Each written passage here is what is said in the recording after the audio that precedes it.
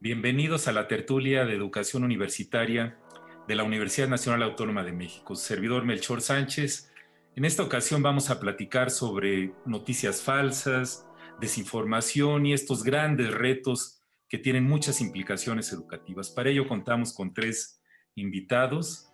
En primer lugar, la doctora Socorro Apresa Salgado. Ella es doctora por la Universidad de Salamanca, con la calificación de sobresaliente cum laude, es miembro del Sistema Nacional de Investigadores, profesora de tiempo completo en la Facultad de Derecho de la UNAM y también profesora de la Universidad Iberoamericana y en el INAI, con obras en derechos humanos, libertad de expresión, derecho a la información.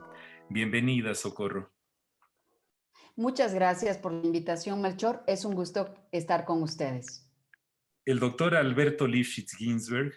Él es médico cirujano, egresado de la Facultad de Medicina de la UNAM, especialista en medicina interna, certificado por el Consejo de la Especialidad y con una amplia trayectoria en educación médica en nuestro país. Es fundador de muchas instancias como la Asociación Mexicana de Medicina Interna, el Consejo Mexicano de Medicina Interna y miembro de las Academias Mexicanas de Cirugía y de Medicina. Bienvenido, Alberto.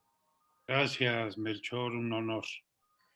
Y la doctora Paola Ricaurte Quijano. Ella es profesora investigadora del Departamento de Medios y Cultura Digital del Tecnológico de Monterrey e investigadora asociada del Berkman Klein Center for Internet and Society de la Universidad de Harvard. Es cofundadora de la red Tierra Común para promover la reflexión sobre el colonialismo de datos desde el sur global y forma parte del Comité de Expertos Mexicanos en la Alianza Global para la Inteligencia Artificial. Hola, Paola. ¿Qué tal? Muchísimas gracias por la invitación. Un gusto estar aquí. Pues bien, en pleno siglo XXI vivimos esta enorme paradoja de la información. Estamos inundados de la información, hay un exceso de la información. Nunca habíamos tenido tantos datos, información disponibles en la punta de nuestros dedos. Sin embargo, cada vez la usamos peor, ¿no? Entonces decimos, nos ahogamos en información, pero estamos hambrientos de conocimiento y también de sabiduría. Y tiene su lado oscuro, ¿no? Yo les preguntaría primero a Paola, ¿qué es esto de las noticias falsas y la desinformación? ¿De dónde se origina y por qué los seres humanos tendemos a tragarnos esto con caña, cuerda y anzuelo? Paola. Bueno, es una pregunta importante porque creo que la desinformación pues no es algo nuevo. Es cierto que es un fenómeno que estamos viviendo hoy con mucha más intensidad por la escala, digamos, hay algunos fenómenos asociados con esto. ¿Qué es la desinformación? Pues la desinformación es un tipo de término que utilizamos genéricamente para referirnos a un tipo de información que circula y que nos genera percepciones erróneas, confusas sobre el estado del mundo. Es mejor hablar de desinformación y, por ejemplo, no hablar de noticias falsas, porque las noticias falsas son un tipo específico de contenido engañoso y hay muchísimos más y a veces eso puede desinformar. Entonces, ¿por qué creemos? ¿Cómo se origina? Se origina porque somos seres humanos, porque todo el tiempo estamos tratando de hacer sentido de nuestra realidad y para eso necesitamos información del entorno. Y también porque estamos arraigados en una cultura, en una serie de creencias que se ponen a veces en tensión con las creencias y la información que recibimos de otros contextos. Entonces, como decía, la desinformación no es nueva, es parte como natural del ser humano, de la comunicación humana, por estas, digamos, desequilibrios que existen entre las formas de percibir el mundo de unas personas y de otras. Y bueno, lo que estamos percibiendo ahora es un cambio de escala, de mecanismos, de actores, que eso sí no lo teníamos antes. Así es. Muy bien, Paula. Y se ha convertido en toda una ciencia esto, ¿eh? Socorro, ¿qué nos podrías comentar sobre esta primera pregunta? Tal como me estás planteando, Melchor, la interrogante surge a partir de dejar claro que definitivamente lo que es la noción de desinformación es mucho más amplio que el de noticias falsas. Aquí plantearíamos que la noción de desinformación es la distorsión de los hechos, ¿sí? Que inducen a error al que lo lee, lo escucha o bien también cuando lo lee, ¿no? Desde esa perspectiva, podríamos decir que incluso podríamos incluir la noción de subinformación dentro de desinformación, ¿sí? Que es información incompleta, pero aparte de información incompleta, incluso aquella información que no se da desde esta perspectiva. Y junto a esta noción de desinformación, incluiríamos lo que es las noticias falsas. En el caso de las noticias falsas, estamos hablando desde esta perspectiva que se confeccionan a sabiendas de que estas son falsas, ¿sí? Y que se difunden además deliberadamente, dotándolos de una apariencia informativa que es lo que hace que sean mucho más creíbles y que el objetivo, como hemos destacado, es engañar, manipular, aprovecharse de lo que son sus destinatarios y cuya finalidad tiene que ver con cuestiones principalmente económicas y políticas, ¿no? Junto con este tipo de cuestiones, aquí hay que tomar en consideración, ¿sí? Cuándo surgen, si estas, lo que son las noticias falsas, son una cuestión que realmente es propia de nuestro tiempo o ha surgido a lo largo de la historia de la humanidad o han estado a lo largo de la historia de la humanidad. Podríamos plantear que forman parte de la historia de la humanidad, pero hoy realmente lo que nos encontramos es a cuestiones de que las tecnologías han permitido precisamente viralizar lo que son estas noticias falsas. Y al viralizar lo que son este tipo de cuestiones de noticias de estas noticias falsas a través de lo que son las redes sociales, las plataformas, ¿sí? Lo que hacen finalmente es limitar lo que son nuestra capacidad de reacción frente a este tipo de situaciones. Incluso un ejemplo que yo algunas veces he planteado constantemente es esa campaña que inició Octavio en contra Marco Aurelio, en la cual esas monedas aculladas ridiculizaban a lo que hace Marco Aurelio como un títere de Cleopatra, ¿no? Entonces debemos tenemos que poder reaccionar frente a este tipo de situaciones a través de una alfabetización digital. Estas serían algunas de las ideas que yo podría plantear en este caso, Melchor. Así es. Muchas gracias, Socorro. Pues Alberto, en medicina llevamos ya muchos años tratando de utilizar nuestra verdad académica para atender pacientes. ¿Qué opinas sobre este aspecto de la desinformación en la Bueno, edad? primero estoy de acuerdo que nos ajustemos al vocablo desinformación porque abarca muchas más cosas y sin pretender entrar en una discusión filosófica de lo que es la verdad y lo que es la mentira. Okay. Estamos en un mundo de mentiras y las mentiras están por todos lados, no solo las fake news o las noticias falsas. Está esto de la posverdad que pusieron de moda los presidentes, bueno, particularmente Donald Trump, la verdad alternativa, todo lo que es la pseudociencia, tratar de discriminar cuál ciencia es verdadera y cuál es falsa, el fraude en la ciencia, la publicidad, que aunque tiene su normatividad y tiene su ética, pues también está plagada de mentiras. Ahora, el descrédito ideológico de la ciencia, eh, desde que el profesor no admite su ignorancia cuando le preguntan algo y no lo sabe y entonces inventa, los médicos que utilizamos la mentira piadosa, los remedios milagrosos que aparecen todos los días. Bueno, creo que es una gran variedad de desinformaciones que forman un mundo de mentiras y por eso es difícil identificar la mentira entre todo este mar. Si fuera un mar de verdades, a lo mejor la mentira sería más fácil de identificar. Gracias, Alberto. Pues la situación es compleja, pero cada vez hay más investigación sobre esto. Ya hay una gran cantidad de personas que están explorando toda la parte psicológica, neurobiológica, sociológica y de cómo los seres humanos en esta calidad de infóboros que han dicho algunos, absorbemos con mucha facilidad lo que nos rodea, ¿no? Y cuando esto ancla o está en consonancia con nuestros prejuicios previos, nos tragamos la información y la empezamos a difundir sin pensar. Y esto ha generado muchísimos problemas. Pues muchas gracias por sus comentarios. A continuación vamos a escuchar a una persona si confía en la información que obtiene de los medios de comunicación.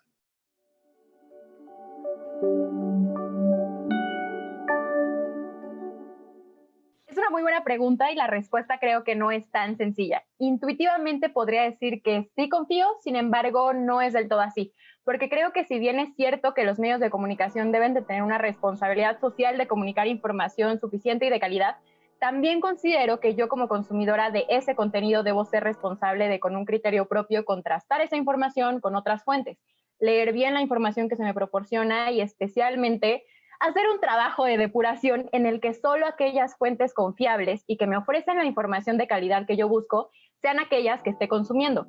Actualmente, los medios de comunicación tradicionales como la radio, la televisión y los periódicos enfrentan retos muy importantes. Y es que en los últimos años ha surgido una nueva forma de comunicación, y es a través de los denominados medios sociales, y que dentro de este gran grupo encontramos a las redes sociales, que pueden tener múltiples usos e innumerables beneficios dependiendo, por supuesto, de qué uso se les dé. En ese contexto, existe una figura que ya todos conocemos y que nos es muy familiar, y es la de las y los famosos generadores o creadores de contenido. Podemos encontrar contenido de todo lo que imaginemos y mediante nuestro consumo, es decir, nuestras vistas, reacciones e interacciones, nosotros podemos determinar qué clase de contenido y qué calidad de este es el que buscamos y esperamos recibir. Es decir, nosotros tenemos una especie de papel como de árbitros y debemos asumirlo. En ese sentido, lo que quiero decir con todo ello es que no solo responsabilicemos a los medios de comunicación de la evidente y muy importante obligación que tienen de compartir información de calidad. Ello es indiscutible, pero también nosotros seamos una ciudadanía digital responsable, asumamos el papel que nos toca y si esperamos recibir información de calidad, entonces tendremos que buscar aquellas fuentes que nos provean de ello. Lo anterior es estratégico y sumamente relevante, pues nos va a permitir no solo estar mejor informados, sino va a fortalecer también nuestras habilidades de búsqueda de información. Nos va a permitir detectar noticias falsas y contenido, aunque a veces muy atractivo, finalmente vacío y en algunas ocasiones incluso dañino para el tejido social. Me da la impresión que, no obstante a que hay tantas opciones, padecemos de una pandemia de la desinformación. Y es comprensible, pues tanta información y de tantas fuentes diferentes abruma, y eso es cierto. Pero justo por ello, la relevancia de que entonces nosotros generemos estas herramientas a efecto de asegurarnos de que nos estamos informando bien, independientemente del medio de comunicación de nuestra preferencia, pues la información es la base de la toma de las decisiones y de la comunicación con nuestro entorno en general, no solamente el social. Así que si entendemos la importancia que tiene estar bien informados, que esta es la base fundamental de la que ya hablamos, y en los efectos que de ahí se derivan, como nuestros comportamientos, nuestras decisiones diarias, el intercambio de información que tenemos con los demás, etcétera, considero que entonces seremos una ciudadanía mucho más informada y responsable, más empática incluso con nuestro entorno y sin lugar a dudas una que tome mejores decisiones. De manera que no resumiría en mi respuesta hacia un sí o a un no, más bien nos invito a ser una ciudadanía responsable y mucho, mucho más crítica a la hora de recibir contenido e información.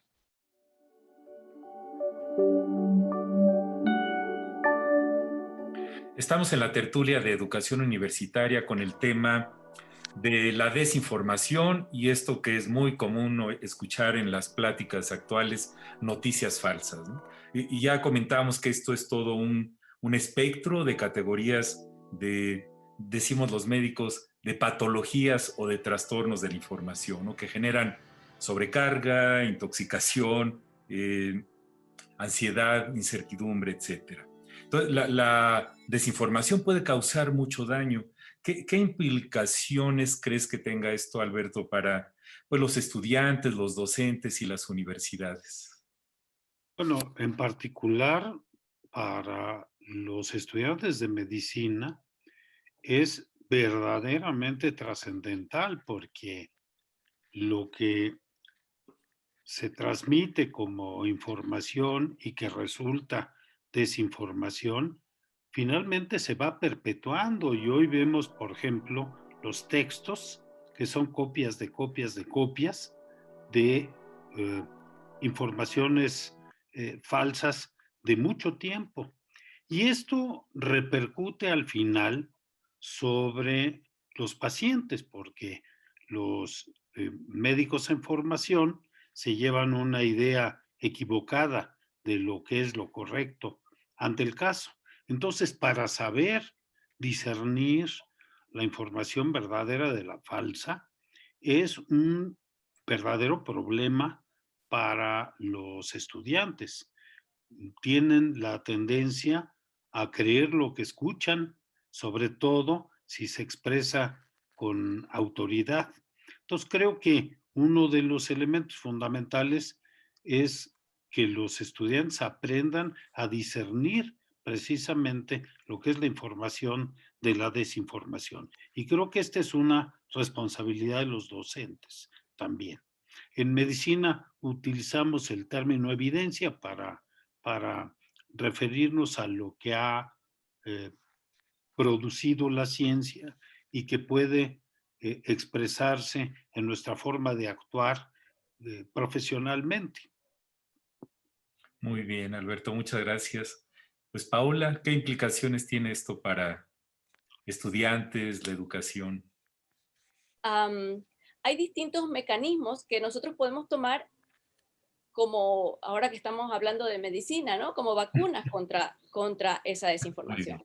Entonces, las instituciones también tienen que blindarse, como los gobiernos tienen que blindarse, como las personas tenemos que blindarnos ante esta crisis de la información, que recordemos, es cierto, hay una que es deliberada, que es lo que estamos mencionando, la cuestión de la desinformación, pero que también hay otra que no es deliberada, que no es intencional. Y eso también es importante y sobre todo lo hemos visto ahora en la pandemia, como lo mencionaba el doctor.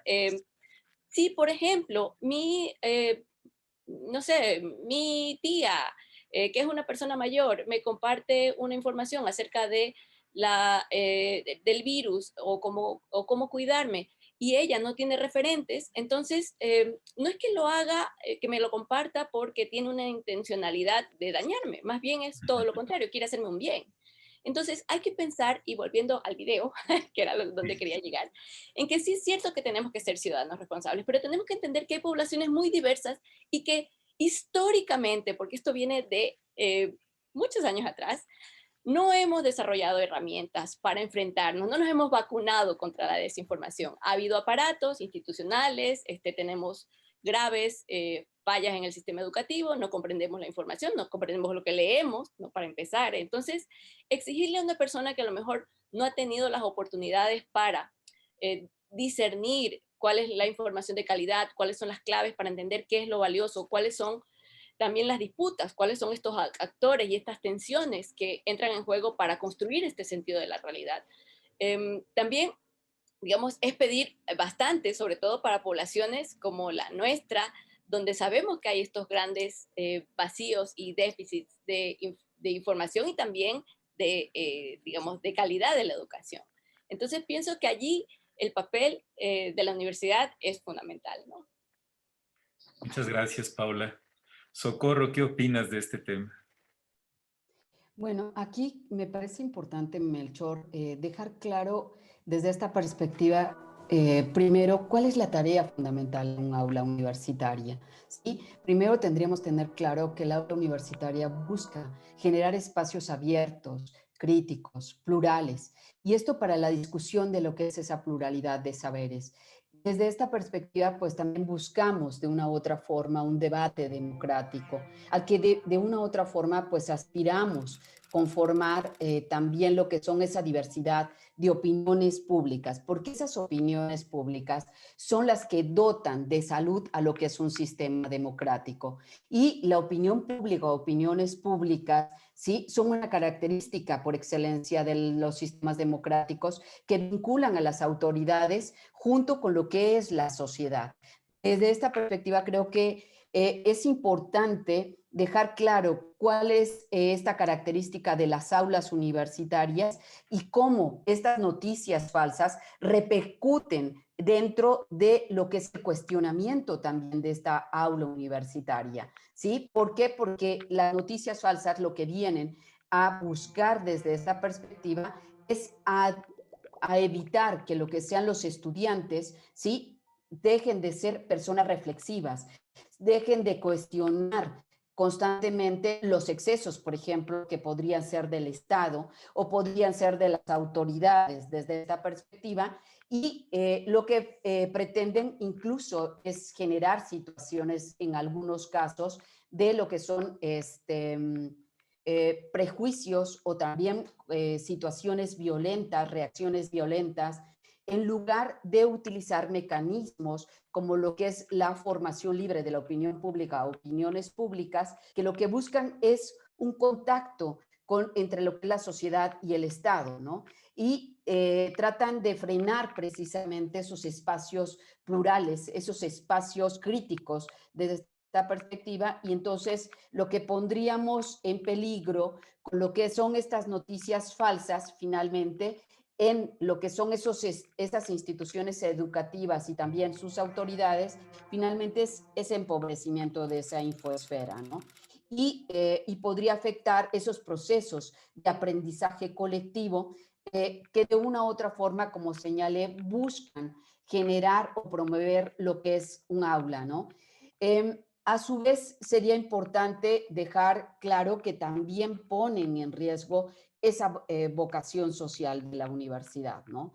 Y con ello también que las aulas universitarias dejen de ser el espacio, ¿no? De buscar las soluciones a los grandes problemas nacionales con una finalidad, además de aspirar a construir profesionistas, o no construir, más bien dicho, a lograr que se gesten profesionistas que busquen resolver esos grandes problemas nacionales de una forma mucho más eficaz.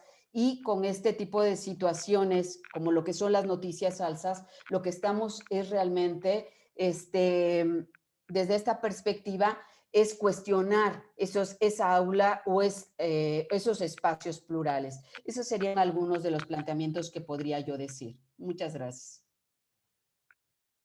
Muchas gracias, Socorro. Y es que como sociedad tendemos a veces a sobresimplificar las cosas y estas pues falsas dicotomías, ¿no? Entre que algo es cierto, es falso, es verdad, es mentira, es bueno o es malo.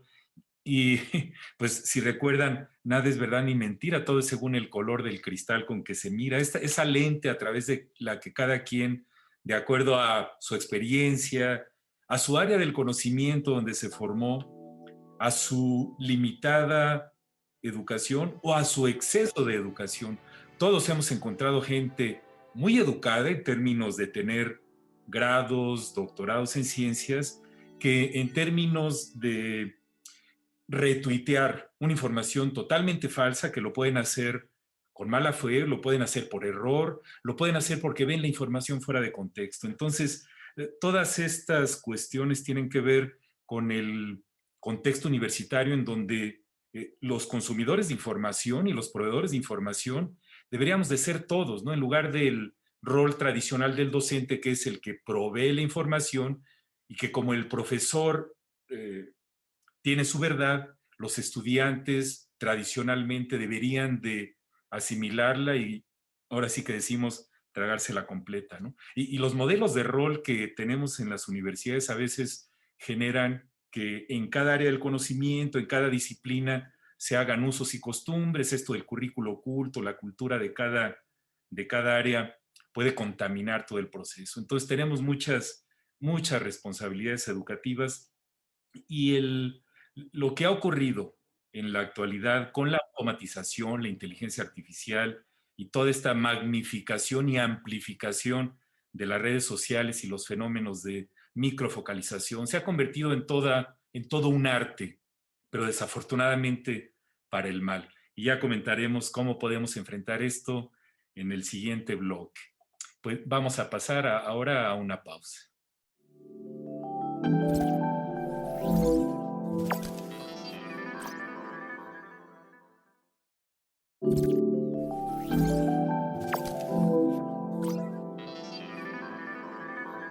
Estamos en la tertulia de educación a distancia de la Universidad Nacional Autónoma de México, platicando sobre el fenómeno de la desinformación que tiene una larga historia en la humanidad, pero que en los últimos años se ha convertido en un problema gigantesco que afecta a todos los estratos sociales y los niveles de la vida.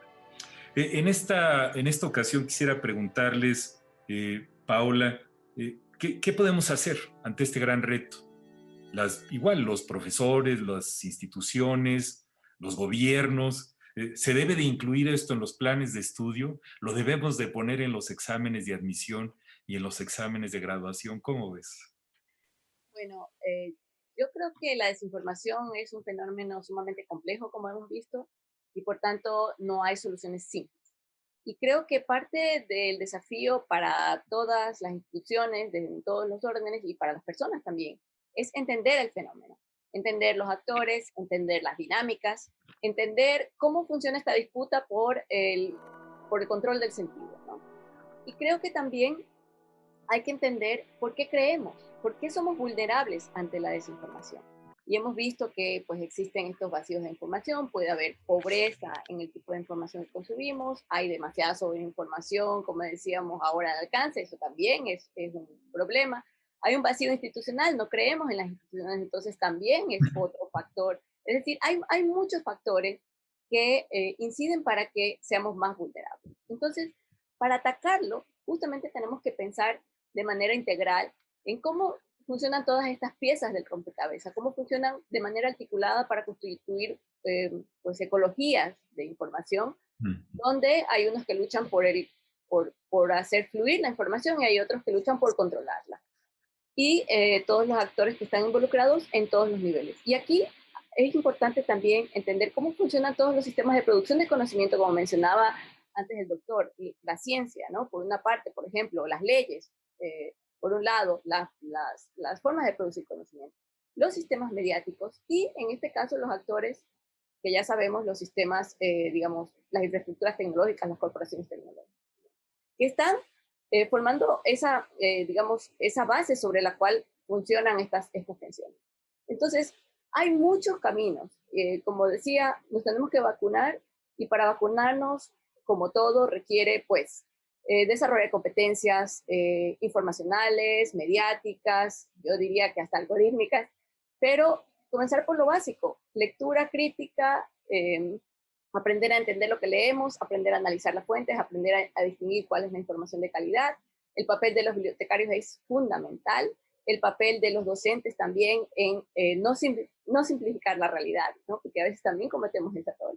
Y también, como decía en el video, digamos, esto es un problema de todos los actores sociales, estamos todos involucrados y por tanto debe haber justamente una colaboración entre todos los actores, también considerando que hay actores que no quieren que se resuelva este problema, ¿no?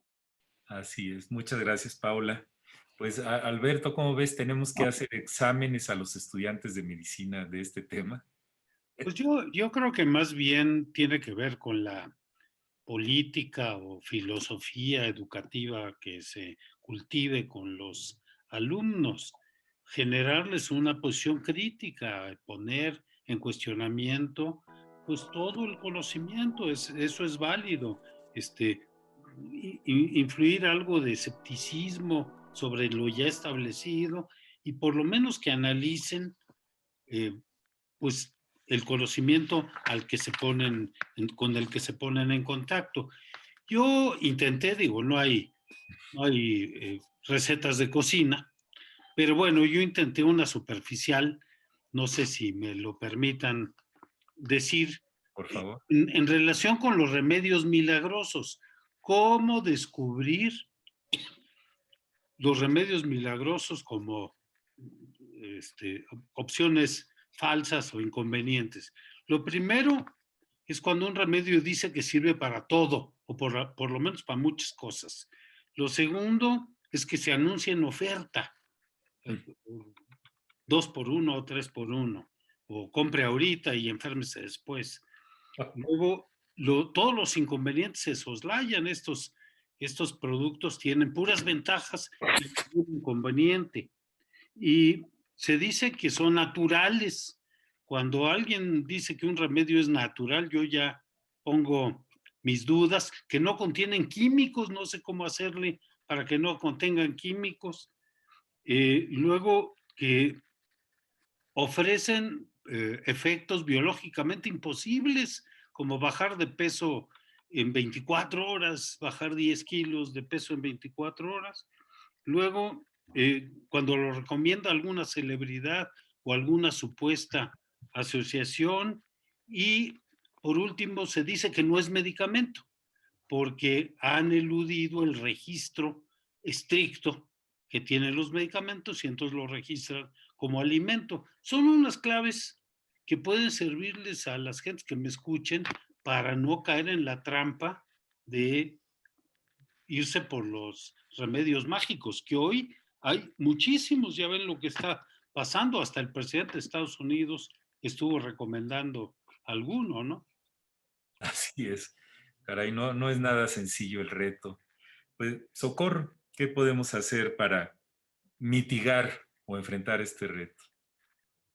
Aquí me parece importante destacar, en este caso, Melchor, que una de las formas en las cuales podemos reaccionar frente a los retos que tenemos frente a las noticias falsas sería tomar en cuenta que, aunque es un problema complejo y multifactorial, ¿sí? Lo que podemos hacer es generar de una u otra forma grupos desde la comunidad universitaria, así con lo que es al fortalecer la alfabetización digital y al tiempo gestar un pensamiento crítico que nos permita orientarnos frente a este fenómeno desinformativo, pero también junto con lo que es la sobreinformación y también frente a las noticias falsas, que es otra de las cuestiones que es el eje toral de hoy de nuestra charla, ¿no? Desde esta perspectiva, pues lo que podemos hacer, algo que ya he mencionado, pues es seguir enseñando en el aula a los estudiantes a analizar lo que es la información que consumen, a debatir también en materia de campañas de desinformación y principalmente enfatizando temas de derechos humanos y tener claro que los derechos humanos también tienen límites. Y junto con esto, pues valdría la pena que también al tener la universidad, pues grupos de diversidades de disciplinas, creo que generar grupos multidisciplinarios toda vez que es un problema multifactorial, ¿sí? Estos grupos multidisciplinarios podrían crear o generar lo que son el análisis de lo que son hechos de noticias falsas que han impactado y que desde esta perspectiva podrían, en este caso, canalizarse no solamente a lo que es al interior de la universidad, sino también a aquellos sectores especialmente que no tienen la posibilidad de contrastar la información, ¿sí? Dado que estamos hablando que no tienen, existen esas asimetrías de información y solo tienen acceso a una fuente de información, ¿no? Creo que por ahí también podría la universidad tener o ser un punto de inflexión importante para estos grupos de mayor vulnerabilidad, ¿no? Y quizás continuar con la línea que es sumamente importante y que ya ha llevado a cabo la universidad y es cursos en línea. Uno de ellos, que es muy interesante y que se dirige a uno de los sectores que es muy importante o que generan información, que son desde esta perspectiva los periodistas. Y es un curso de capacitación a periodistas frente a lo que son las noticias falsas. Creo que generar cursos de capacitación no solamente para periodistas, sino para lo que son las autoridades y también para los estudiantes y los académicos, para que puedan detectar lo que son estas noticias falsas y cómo generamos capacidades y actitudes para poder reaccionar frente a estas noticias falsas, nos permitirían, en este caso, poder reaccionar. De ahí que yo considere también en este caso, Melchor, que sería importante, ¿sí?, incluir dentro de lo que es la currícula, ¿sí?, alguna asignatura, incluso en la Facultad de Derecho como optativa aparece Derecho a la Información, ¿no?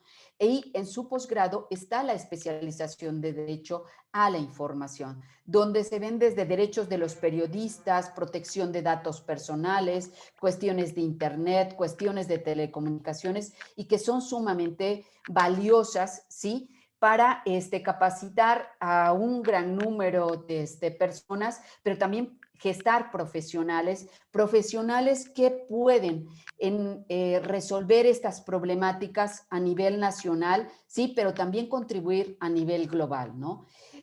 También aquí valdría la pena volver a enfatizar que definitivamente la respuesta tiene que ser definitivamente atacando esta diversidad de factores, es decir, no puede ser desde una perspectiva solamente individual, sino lo que debemos buscar es gestar redes de intercambio de información con esos grupos que ya había mencionado, multidisciplinarios que existen dentro de la universidad, que nos van a permitir precisamente generar grupos que identifiquen con mayor facilidad lo que es esta desinformación. Y una vez que se detecta esta desinformación a través de estos grupos multidisciplinarios, lo que sería importante es que estos grupos multidisciplinarios promovieran la contrastación y también lo que es la identificación con fuentes más confiables.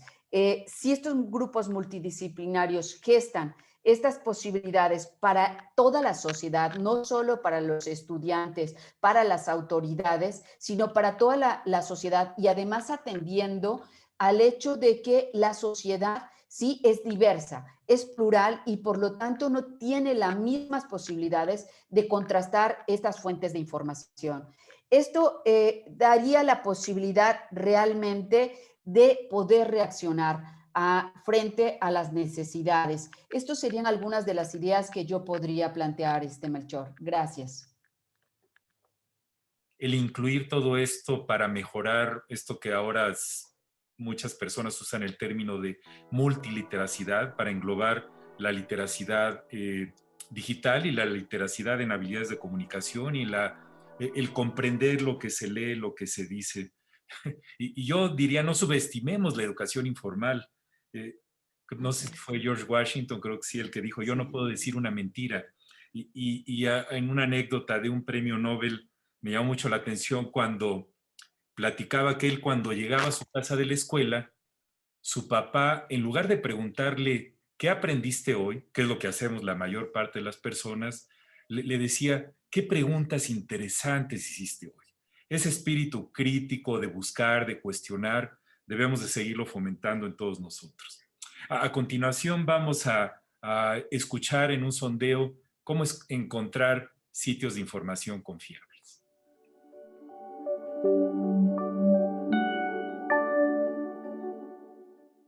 Primero, es importante como docentes y como alumnos distinguir que actualmente mucho del origen del cual proviene ese tipo de búsqueda, digamos, rápida, superficial o inmediata, proviene desde páginas que la mayoría conocemos y hasta cierto punto sabemos manipular, como cuáles. Tenemos acceso a blogs, tenemos acceso a Facebook, tenemos acceso a Twitter, a foros de discusión. Son un primer filtro que queramos o no aceptar, las dos partes, estudiantes, docentes o instituciones incluso, es uno de los primeros motores que se apoyan muchas veces para realizar este tipo de búsqueda y también de solucionar actividades de la escuela. Pero algo que siempre sugiero realizar tanto como estudiantes como también como docentes es el hecho de distinguir que podemos hacer un ejercicio en clase a partir de un tema, por ejemplo, en relación a distinguir qué es eso de enfermería comunitaria. Una vez que nos vamos a un buscador que es habitual, el que nos abre por default prácticamente en la computadora, que es Google, aquí podemos apoyarnos para decir cuál es la extensión del sitio de búsqueda. Y esto nos va a servir como un primer filtro. No se me van a eliminar esas páginas que yo ya sé y tengo hasta cierto punto manipulación de ellas o conocimiento de ellas. Lo único que voy a hacer es prestar atención en las extensiones que pueden ser .edu, .org, .gov, y dependerá también del área en la que yo esté para decir, en estas debo de prestar atención.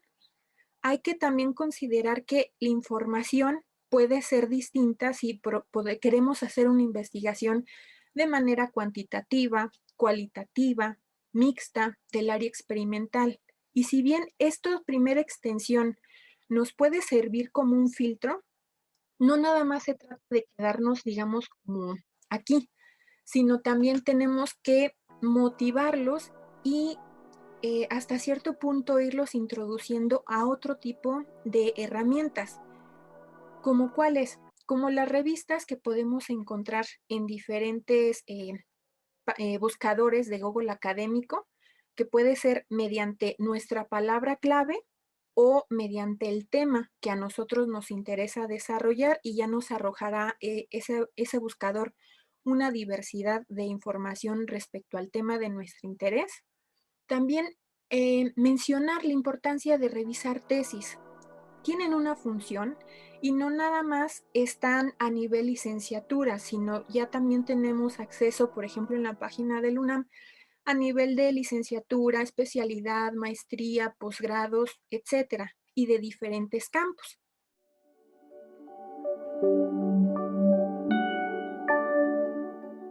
Estamos de regreso en el último bloque de la tertulia de educación universitaria sobre el tema de la desinformación. Ahora que hemos estado en el confinamiento ya por muchos meses, diario devoramos información de los medios de comunicación a los que tenemos acceso, y eso depende mucho del nivel socioeconómico, del acceso a las fuentes o de las preferencias políticas y culturas, religiones, sesgos de cada quien. Pues en este último bloque quisiera preguntarles, Alberto, si tienen algunas reflexiones finales, recomendaciones para la audiencia para enfrentar esto y cómo ven el futuro de este panorama. Alberto. Bueno, yo creo que el futuro se va a poner peor. ¿Por qué? Porque muchas de estas desinformaciones malintencionadas, porque lamentablemente las hay muchas, se van legitimando. Muchos de las verdades alternativas que los dirigentes políticos manejan, pues se aceptan como una forma de comunicación con sus gentes. No importa que sean mentiras obvias, pero llegan al alma, llegan a la afectividad de las personas y se arraigan. Pero creo que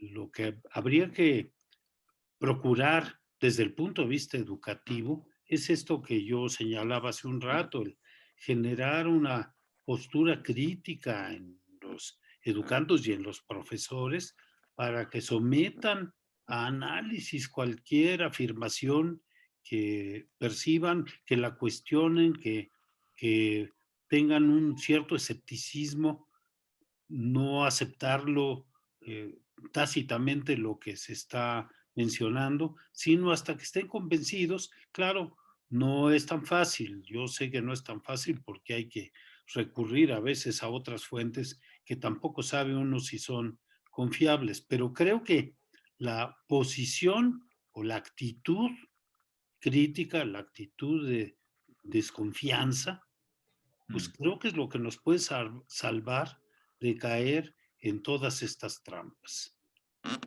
Muchas gracias, Alberto. Paola, algunas reflexiones finales.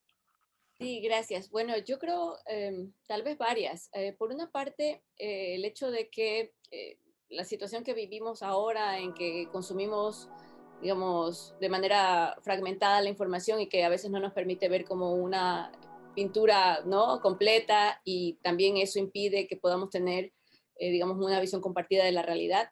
Es importante tenerlo en cuenta, ¿no? Que no solemos como tampoco promover espacios de diálogo donde podamos entablar conversaciones acerca de esas otras perspectivas y esas otras visiones del mundo que tienen las otras personas, y eso genera una polarización social cada vez más fuerte, ¿no? Y creo que coincido, pues sí, el escenario hacia adelante no es muy, digamos, alentador. Sin embargo, también creo que las experiencias que estamos viviendo nos deben dejar aprendizajes. Así como hablamos de que la desinformación puede ser un peligro para la democracia, también lo estamos viendo con respecto a la salud, como lo mencionaba el doctor.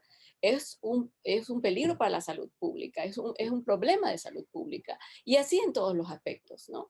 Y creo que no lo hablamos tanto, pero es un tema en que yo trabajo, el tema de las corporaciones tecnológicas. Yo, por ejemplo, difiero con el hecho de que mandemos, que utilicemos Google como buscador. ¿Por qué no buscamos formas alternativas, por ejemplo, buscadores alternativos? Porque sabemos que estas corporaciones lo que hacen es construir un régimen de verdad digital, ¿no? Y muy opaco. No sabemos cuáles son los criterios que utilizan para sesgar. No quiere decir que la información que salga primero en Google es la más valiosa, ni mucho menos. Entonces, comenzar también a cuestionar eso, ¿no? Nuestras prácticas digitales, que es parte de la alfabetización digital, ¿dónde estamos buscando? Y si estamos en la universidad, vayamos a las bases de datos. Por eso yo decía aquí, el papel de los bibliotecarios también es muy importante para orientar dónde debemos buscar, cuáles son esas otras alternativas confiables donde debemos ir primero a buscar, ¿no? Y bueno, y para la población en general, lo que hemos visto es que la desinformación se transmite a través principalmente, por ejemplo, de canales como Facebook y WhatsApp, y se transmite también a través de las personas más cercanas, de nuestros círculos más cercanos, porque son en quienes confiamos. Una vez que tenemos este vacío institucional, digamos, damos más confianza a nuestras personas cercanas. Entonces también ese proceso, entenderlo, ¿no? Y ver por dónde nos está llegando la desinformación, por qué canales y a través, eh, digamos, de qué mecanismos, ¿no? Y como decía el doctor, yo también soy muy partidaria de dar ciertas claves. Te llega una información, no viene con un contexto, no viene con una liga, una fuerte confiable, dice repartida muchas veces, te la pasa alguien que sabes que pues lo hace con buena intención, pero a lo mejor no contrasta esa información. También generar esos mecanismos de defensa ante la desinformación de manera personal, ¿no? Y por supuesto no contribuir al hecho, ¿no? Muchas gracias, Paola. Socorro. Yo creo que algunas de las reflexiones finales que vale la pena destacar y que tienen que ver con algunas de las cuestiones que señalaba el doctor Alberto, sí es un problema complejo, ¿no? Sí es un problema complejo, pero sí podemos reaccionar. Y podemos reaccionar en la medida en la que actuemos como comunidad definitivamente informada buscando siempre contrastar la información. Aparte de contrastar la información, entendiendo que definitivamente es un derecho, que estamos frente a un derecho humano y a nuestro derecho humano a recibir información plural y veraz. Y que desde esta perspectiva los medios digitales y los medios tradicionales lo que hacen es ejercer ese derecho, pero por lo tanto también tienen la obligación de cumplir con ese requisito de veracidad y que nosotros debemos exigir que ellos cumplan con ese requisito de veracidad. Las noticias falsas están dotadas de una apariencia de veracidad. Es muy complejo si no tenemos una diversidad de fuentes de información y estamos acostumbrados a contrastar, a cuestionar, a reflexionar constantemente y a no creernos de entrada, e incluso cuando se trate de personas directamente con las que nosotros tenemos afinidades, sino incluso con aquellas personas que tenemos afinidades y que nosotros consideramos que son creíbles, hay que revisar y contrastar constantemente este tipo de información, ¿no? Y junto con esa alfabetización digital y con ese tener claro que estamos ejerciendo un derecho humano directamente y exigirle a lo que son los medios de comunicación, creo que también es importante tener claro que dentro de los medios digitales y tradicionales hay intereses. Y principalmente los medios digitales son las redes sociales, como desde esta perspectiva señalaba Paola, ¿no? Los buscadores tienen intereses económicos y frente a esos intereses económicos van a buscar defenderlos siempre. Entonces nosotros tenemos ahí la posibilidad de buscar en esa diversidad de abanicos que tenemos frente a esas redes sociales, cómo estructuramos y cómo podemos reaccionar frente a esos intereses económicos. Y como tienen intereses económicos, pues también nosotros podemos reaccionar contrastando. Y cuando ellos difundan noticias falsas, no seguirlos desde esa perspectiva, no seguir utilizándolos. En la medida que no los utilizamos, a ellos les interesa la rentabilidad, ¿sí? Ellos van a tener cuidado de definitivamente no propagar noticias falsas, ¿sí? ¿Por qué? Porque se dan cuenta que los ciudadanos y ciudadanas, ¿sí? Están ejerciendo su derecho a exigir el cumplimiento del requisito de veracidad, ¿sí? Y creo que eso nos va a dar un margen de maniobra y también un poder reactivo frente a medios digitales que no cumplan con el requisito de veracidad. Junto a esto, no podemos tampoco dejar de ser optimistas, sí podemos. Hemos podido a lo largo de la historia a reaccionar con los grandes retos que se nos han presentado. Y hoy las tecnologías sí es un reto, pero también no podemos olvidar nosotros, cada vez que estemos frente a los medios digitales, ¿sí? Nosotros tenemos que tener claro, ¿sí? Que la realidad es lo que nos debe, desde esta perspectiva, dejar o sentar bases para seguir luchando, no ser indiferentes frente a situaciones que tienen que ver con los grandes retos, con las grandes problemáticas que hoy tenemos. Y hay algo que a mí me resulta importante y por lo cual soy optimista, ¿no? Construir redes, un ejemplo de esa construcción de redes son los grandes movimientos feministas que se están gestando en Latinoamérica. Se han gestado y han hecho y han transformado, e incluso en Chile recordemos que esos movimientos feministas gestaron una nueva constitución. Ahí nos damos cuenta cómo precisamente hoy los ciudadanos también podemos reaccionar frente a esas noticias falsas, ¿sí? Esas noticias falsas porque hay intereses económicos detrás de ellos, pero también dentro de esos intereses económicos, hoy nosotros tenemos la posibilidad de decirles no a esas noticias falsas. Pues solamente estas serían algunas de las ideas y solo agradecerte a ti, Melchor, y a todo tu equipo y a todos los televidentes la posibilidad de continuar reflexionando sobre este tema. Muchísimas gracias por ello. Muchísimas gracias. Pues tenemos que investigar sobre el tema, se debería de legislar sobre el tema. Se nos dice con frecuencia que las leyes siempre van muy atrasadas con la tecnología y esto ha sido un ejemplo importantísimo del tema. Tiene que haber políticas sobre el tema y todos tenemos que sensibilizarnos ante la desinformación, ¿no? Y pensar antes de compartir.